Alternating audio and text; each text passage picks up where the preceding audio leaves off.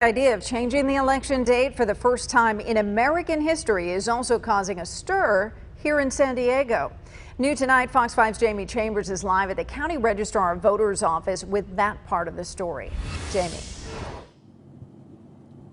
Yeah, Kathleen, 244 years of the United States, through pandemics, through the Civil War, through World War I, World War II, no federal election has ever been postponed, but the president, of course, suggesting that today. The tweet suggesting an alteration of the national election date from President Trump was met with wide reaction from Americans across the country. Here in San Diego, a small group took to the streets and protested, and the County Registrar of Voters was quick to assure voters that the president is not in control of the election, releasing this statement. All signs point to the same date that it has always been scheduled, November 3rd.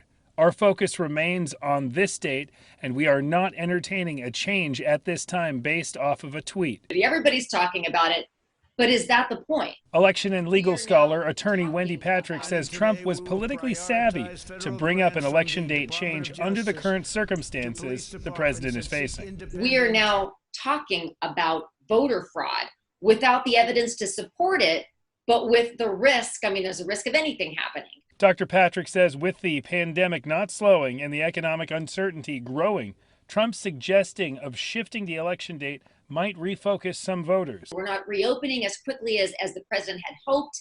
He's now even wearing a mask. So a lot has changed over the last couple of months. In response to that, he's raised this issue again in a new light, simply floating the idea of whether or not it's prudent to have this election at a time when so many people won't actually be physically present at the polls. Now, speaking to several different election officials, they all tell me directly that they have no problem with mail-in ballots, and they are expecting nothing will change. 96 days from now, November 3rd, the election will move forward as planned. From the County Administration Building, Jamie Chambers, Fox 5 News.